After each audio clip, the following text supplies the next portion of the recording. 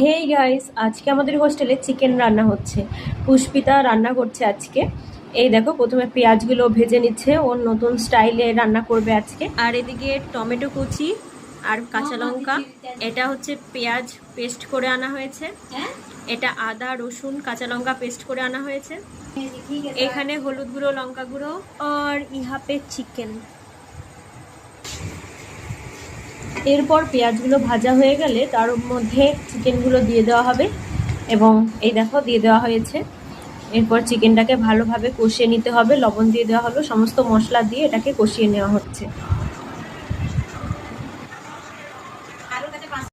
এই দেখুন, ইনি একজন স্ট্যাটাস দিয়েছে নিজে, তো সারাক্ষণ দেখছে আর দাঁত বের করে হাসছে নিজেই। চিকেন রান্না কমপ্লিট হয়ে গেছিল, এই দেখো সুন্দর হয়েছে। খাওয়ার সময় ভিডিও করতেই আমি ভুলে গেছি।